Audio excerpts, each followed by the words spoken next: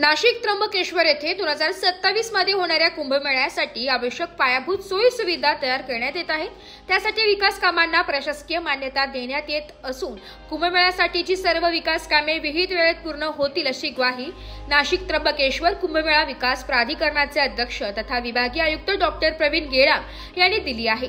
विभागीय आयुक्त डॉक्टर गेडाम यांच्यासह प्राधिकरणाचे आयुक्त शेखर सिंग, पोलीस आयुक्त संदीप कर्णिक, महानगरपालिका आयुक्त मनीषा खत्री, जिल्हाधिकारी आयुष प्रसाद आदींनी आज सकाळी पंचमुखी हनुमान मंदिर, दिगंबर आखाडा, लक्ष्मीनारायण मंदिर, तपोवन परिसराला भेट देत साधू महंत यांच्याशी संवाद साधलाय।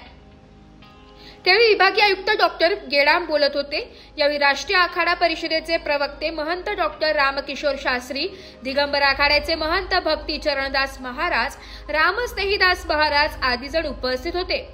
डॉक्टर गेडाम यांनी सांगितले की कुंभमेळा स्वच्छ, पर्यावरणपूरक, सुरक्षित होईल असे नियोजन करण्यात आले असून त्यांच्या अंमलबजावणीला सुरुवात झाली आहे। साधू महंतांच्या अडचणी, समस्या प्राधान्याने सोडविण्यात येतील। कुंभमेळ्यासाठी देशभरातून येणाऱ्या साधू महंतांना आवश्यक सोयी सुविधांची उपलब्धता करून देण्यात येईल। आगामी काळात विविध विकास कामांना गती देत साधू महंतांशी नियमितपणे संवाद साधला जाईल असेही त्यांनी सांगितले। महानगरपालिका आयुक्त श्रीमती खत्री यांनी सांगितले की महानगरपालिकेतर्फे सोयी सुविधांसाठी आराखडा तयार करण्यात आलाय। त्यानुसार कामांना सुरुवात झाली आहे। साधू महंतांना कोणतीही अडचण येणार नाही अशी दक्षता घेण्यात येईल। कुंभमेळ्यासाठी येणाऱ्या साधू महंतांना आवश्यक पायाभूत सोयी सुविधा उपलब्ध करून द्याव्यात।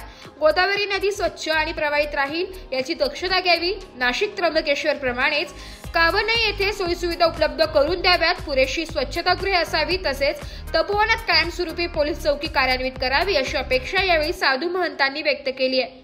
यानंतर विभागीय आयुक्त डॉक्टर गेडाम यांच्यासह सर्व अधिकाऱ्यांनी साधूग्रामच्या जागेची साधू महंत यांच्या समवेत पाहणी केली आहे।